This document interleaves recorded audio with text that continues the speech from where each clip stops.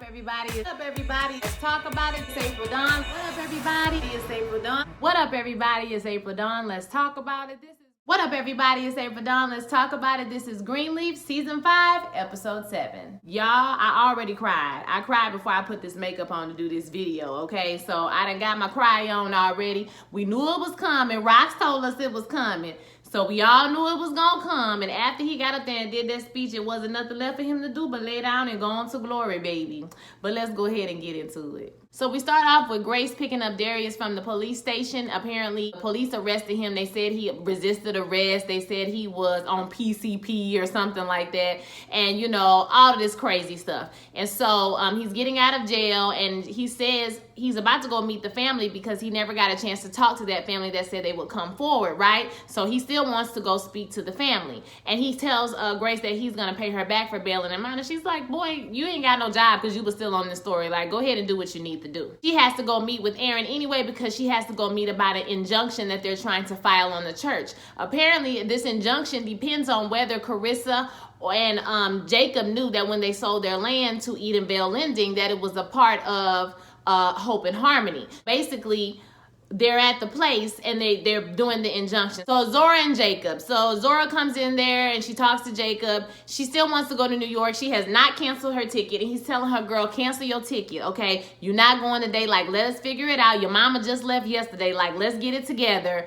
Cancel your ticket and let's figure things out. But Zora is really gung-ho on going. And I think this is introducing the spinoff that we're going to get that I'm probably really not that interested in. I'm going to be honest with y'all. But, you know, okay. Now we're at the church and they're serving them with the injunction to, you know, temporarily stop them from tearing the church down. And Judy out there talking about something. Can we just tear down something? Like, girl, cut it. They have to wait for Bob because Bob wants to make this big announcement in the church. And so he's making like a political event out of this whole thing, which is a hot mess. So Grace calls Jacob to ask him about the, you know, did Carissa know that y'all was signing the paperwork over? Because when she's outside with them, the Ninja Turtle, Fernando, he ain't one of the Ninja Turtles, okay? But, Fernando say that she knew. You know, he might not have known, but she knew. She knew it. She didn't have no problem with it. She was all good with it, okay? So Grace calls Jacob to check on this and make sure it's true or not. Jacob answers the phone and he tells Gigi that he didn't know and he don't remember Carissa telling him that she knew or whatever, but he will call her to check. Bishop comes in the room with Lady Mae and he gives her a breakfast in bed. It's real sweet. He has a ring. Apparently, I think it's the first ring that he gave her when they got married. He went to the safety deposit box and got it out. And he's asking her, you know, we can just say, I do right now. We can just do the thing or whatever. And she was like, well, if we get married, I want us to be on one accord. And the fact that, you know, we can't make this decision about whether or not we're going to give this house away to Tara and Rochelle. You know, Rochelle won't let it go. Basically, she says she wants the truth. She wants him to confess or whatever. Okay, I have an idea. We should sell the 10 acres that we have out there and we can give the money to Tara. And he's like, well, he must have flip-flopped because last week he wanted to give them a cash offer, but this week he says no, he don't want to give them no cash offer because he feels like if he gives them money that's going to make him look like he's a murderer, like he killed their father, and he did not kill their father. So no, he's not cool with it. No, he's not, you know, giving her the house. So she was like, well, fine, this wedding gonna have to wait until Flag Day. And he was like, you are, what he said? He called her something and he walked out the room. He got upset. I was like, Lady Mae, now you can't be using that for leverage now, girl. You got to do better than that. Next, we have Bishop and AJ. So they're forming this relationship now, and he's glad AJ came over so they can start to put the car together. And he said, you know, he gonna rejoice. This is the day the Lord has made, because AJ asked him if he okay because the church is supposed to get torn down today. And he's gonna rejoice in it no matter who is out here acting a fool, his wife, the people at the church, Harmony and Hope. He is tired, baby. So let's go on out here and try to put this car together.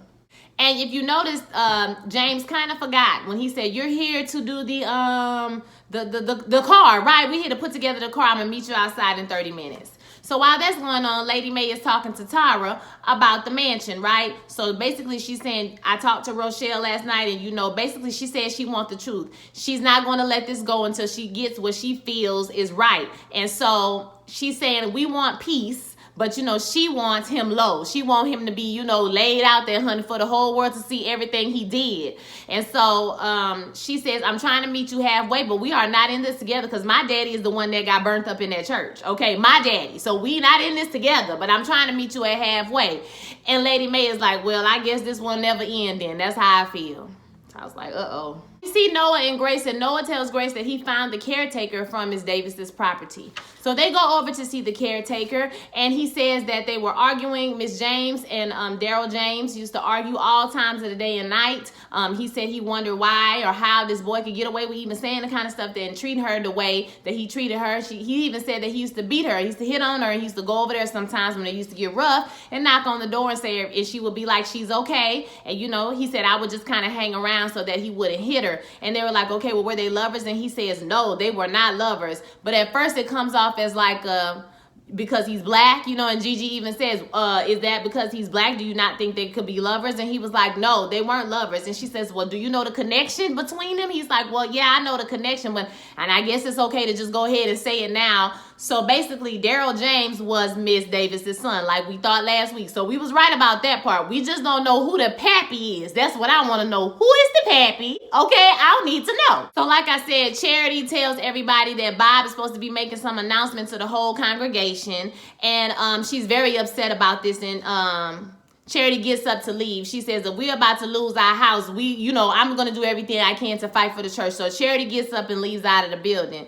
Gigi comes back home and she tells everybody what's going on about Daryl James being the son of Miss Davis and all that type of stuff. And James tells Lady Mae to call Rochelle and Tyra and tell them to come over to the house right now. You got to trust them. Just call them and come over. Now, later on, we see the girls in their little apartment, and Zora's talking about how she's getting ready to go tonight. And, you know, she wants Sophia to come with her, basically. And she says trying to get her to ask her mom, can she go? But, you know, she's like, well, you told my mom about the pictures or whatever. And she was like, girl, just go ahead and ask her and do it so that we can go. I need you there to pay bills. But, you know, also for us to live, it could be a TV show. Think me and you in Brooklyn, you know. And I'm like, okay, well, that's probably where the spinoff is going to go. Even though I'm not really that interested to see Sophia or Zora's life. No tea, no shade. I don't really care. And we already have grownish. It already exists.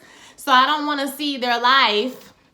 I like Greenleaf, the church drama. So I would like to keep it as a church drama, whatever the spinoff is. But that's probably what we're going to get, y'all. I don't know. What do y'all think? Do you think they just tossed that in there just to throw us off? Or you think that's going to be actually the spinoff, okay? Rochelle, Tyra, Lady Mae, everybody's at the house, right? So they sit down and Lady Mae tells them, listen, through some information and some digging, we talked to the caretaker and we put together that Daryl James is, or Miss Davis was you guys' grandmother. So, you know, based on that, once we get blood tests and everything approved, you know, we have decided that your family's bloodlines are, you know, what precedes ours in this latter will or whatever. So basically, we're going to give you the house. And Rochelle is upset. She's saying her father was murdered. And, you know, what about that? And she wants the truth, you know, laid out on the line. She just wants the truth, honey. And so that's all she ever wanted. And James is like, what are you talking about? Like, I didn't kill nobody. What are you talking about is basically what he's saying. Girl, I can't tell you something I didn't do. I'm not going to say something I didn't do.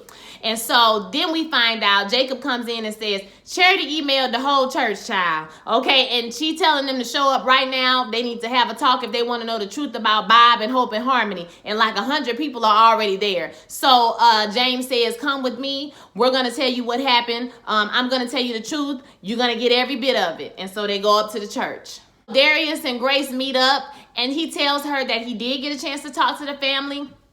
And they are willing to come forward. They need, he talked to Yusuf, and Yusuf is willing to back them up. And CBS is picking up the story, honey. So Grace is happy. Everything is going to be exposed. It's going to be out there for the public. Now, Bob don't know this yet, okay? So now we at the church, and Bob is trying to convince the whole congregation that they done gone and found some old news. You know what I'm saying? We was out here, Edenvale Loans was out here helping the community. We was giving low interest cash loans to people who need them. And anybody who's trying to, you know, stop the progress of the church is just paranoia and it's out of control. One lady says, well, why were your clients 100% black and all your loans was defaulted on? And he says, okay, well, you know, how do you know that? And so Darius stands up and he says, out of this many, you know, customers, all of them were black. And you was also using what's her name, Demars, Miss Demars, okay, to sign all the paperwork, and basically using her as the fall guy, the front person, okay, the black woman that you used to lure these people in. She was signing off on the loans. And, you know, these loans ended up being defaulted on after these people couldn't pay their balloon payments. They were targeting black people, okay? So, Philip, so they like, so you blaming Miss Demars or whatever? So Philip stands up and he says, listen, I didn't know what my mama was doing when I was young, but I know what she was doing now. And when she was about to die, what he says, well, when she was about to die, you was going back and forth. She was really stressed about thinking that God wouldn't forgive her for the things that she had done, but she never would say. And so then he goes over to Judy and tells Judy to give him back the ring. Give him back his mama ring, okay? And Judy was like, what? And so she take the ring off and she take back your stupid ring, and she like drop it on the ground. I swear to God, you just want to hit that hoe. I just want to hit that hoe. Shawty, hit that hoe. I want to hit that hoe, okay? For real. Bob turns around. He's still trying to like play it off, saying, let's talk about the future. You know, let's move forward. Connie is over there looking stupid as hell, girl. She looking like, what is going on? Don't tell them I took no money, okay? Don't say nothing about me. You know, y'all, Connie brought you guys to me. He's saying Connie got you guys to me so that we can get rid of these horrible people. At the same time, the family is busting through the door, okay? They coming through the door like straight ganged up, all right? James walks up to the pulpit and he says he's going to confess some sins, all right? He says, yes, he got fat and he got happy. He took advantage of everybody and it got out of control. So he goes on to say the reason that this building even exists was because he used the house as collateral to get a loan so that they can build the church. A house that was supposed to be going to Daryl James. So he said Mac told him to go see Miss Davis because she was childless and she needed something good in her life. So whatever he said to her convinced her to sign her house over to them. Miss Davis mentioned how awful the fire was in the church, but he said he never put it together that those two things could be connected. And once he finally did, he kind of looked away like it was in a mist. It was way back in the past. And what he had to gain was so much more important that took precedence over this man's life, him dying in the fire, you know, them doing all of this or whatever. So he kind of just avoided it. You know how Lady Mae talked about how she just avoided stuff. She didn't want to talk about it. She just pressed it. Like he didn't think about how he got it, so he didn't worry about it. And he continued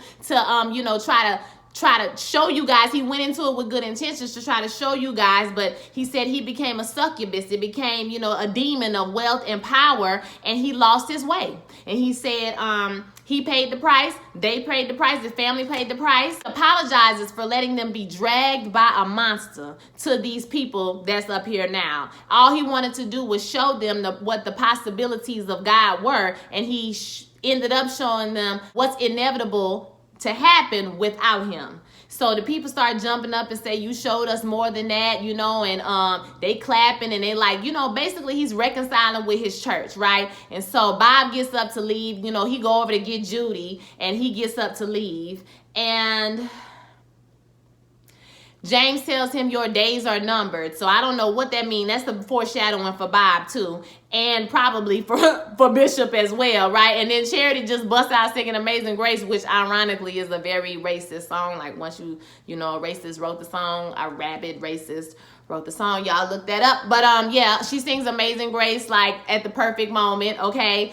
And Connie sitting over there once again looking stupid. Connie can go too, okay? I don't know why she didn't leave with them people. Like, Connie, you can go, sis. You ain't have to stay, girl. We need you to exit stage left as well. So Rochelle is also leaving the church, and Grace steps outside of the church and she says, listen, are we done now? Are you happy? Did you get what you wanted? And she says, happy? No. And she never wanted the house. She only wanted the truth, or what she got here today. So now that she has the truth, she can go on.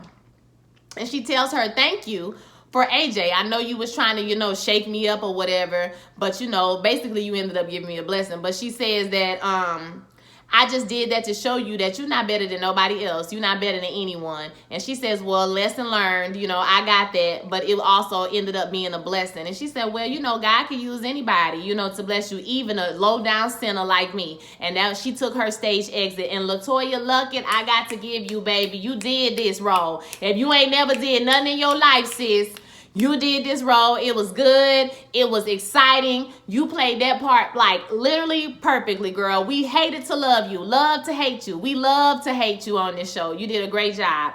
So I'm pretty sure this is probably tying up their storyline. That's all going to be done. Phil tries to run and chase Charity down in the hallway. And I said, Phil, you know he was going to try it. Y'all know he was going to try it, okay?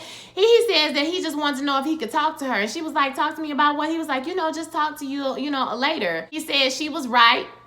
He says that she did not deserve to get treated the way that he treated her. And she says, listen, not even my baby daddy, my ex-husband, the father of my child, has broke my heart like you have broken my heart.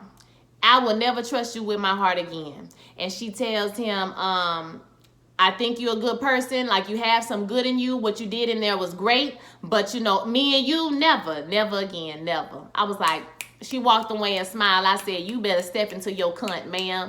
Okay, step into your power. Yes, okay? Yes, girl. We find out now he's in a scandal. The scandal is public, child. He is stepping down from the company. That's what Darius say. He's stepping down from the company. PG and him hold hands and they do a little smoochy smooch. It was real cute, and he like, let's go get it popping back at the crib. And she was like, well, Sophia got to talk to me. So, I have to do it tomorrow or whatever. So they, make a date and she goes on inside.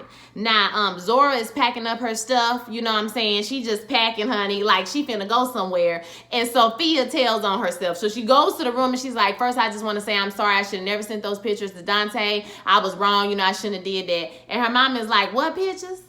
And that's when the scene, you told on yourself, okay? So Zora it might backfire on her because she might be like, you can't go no damn where, girl. I'm going to need for you to go back to Hampton, okay? If she was my daughter, I'd be like, I'm going to need for you to go back to Hampton, girl. I mean, these are life decisions and choices that you have made, so you're going to deal with the consequences, and we're going to make it through, and you're going to be a stronger person on the other side, okay? But we're not going to be going to New York this year, this state this year. Nah, sis, y'all paying for yourself? You got an apartment, you got a deposit?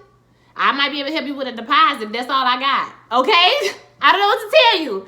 And I don't want to see no show with them. I just don't. I ain't watching it. I'm just telling you now, I'm probably not going to watch it, okay? So Lady Mae got on her cute little lingerie or whatever. She about to put it on Daddy because he did so good today. He got up there and told everybody they got their church back and it's about to be on point, on track one more time, okay? And as she's talking to him, I can see that he's having a stroke.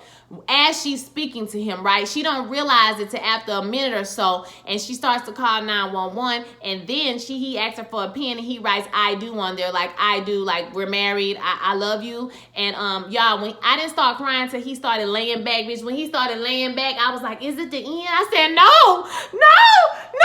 I was crying like he was my grandpa, okay? That's how much I was crying. I was sad because, first of all, is it Keith Richards? I don't want to say this man's name wrong, but I think that's his name. I might be wrong. But he's a fantastic actor. This was the monologue of life. Like, he could literally win an Emmy. Okay? Like, he's so good. I just like to hear his voice. But not just that, I like the relationship that him and AJ was forming with each other. So I'm going to be kind of sad because I know AJ is going to be kind of sad because they have formed a little relationship and he ain't never had a grandpa before. You know what I mean? So it's just kind of like nice to see them, getting closer. And if he dies, that's all going to end. But I do feel like, he had a little parting words, not with everybody, but he definitely had parting words with AJ because he's trying to get AJ to come to the Lord. I did forget about that part. They did get together and they didn't open the box. They was like, we don't know if we can do this, but he sat down and asked him, did he go to church? And he said, well, a little bit when I was young. And he said, well, I'm not a doubter. I'm not a not believer. But, he had never been saved before. Probably never been baptized, nothing like that. So he tells him, okay, well, it's no pressure. You know what I'm saying? Whenever you're ready, all you got to do is say, I accept Jesus as my Lord and Savior. And that's it. And you saved, right? So he was like, well, maybe I'll try it one day. And he was like, okay, well, I'm hoping I'm around today. You see, how God is. But just until then, he tell him that God is real. Baby, Jesus is real. I know the Lord is real to me. Okay? And he tells tells him all this stuff about God. I couldn't even write it all down because I was in my emotions because he was giving a word, okay? So he tells him all this stuff about God is there for you. He loves you. He's going to be there for you. He sees you, the same God that made this world, made you, X, Y, and Z. So I think that maybe in his death, AJ will come on and get saved or something like that or whatever. But I'm glad AJ's character took a turn. I really think the writers thought that we just didn't like him and they was like, okay, we're going to have to switch it up and get the people back on his team or whatever, because I was done with AJ, okay? And that was pretty much it this episode, y'all. I feel like I left something out. Jacob did find out that Carissa did know that was H&H land, or H&H, they was selling their land to or whatever. So it's just one more reason they don't need to be together, okay? Because she was lying about that too, okay? Withholding, sis. What else, child? Did anything else happen? Who is the pappy? Like I said, all I want to know, who is the pappy?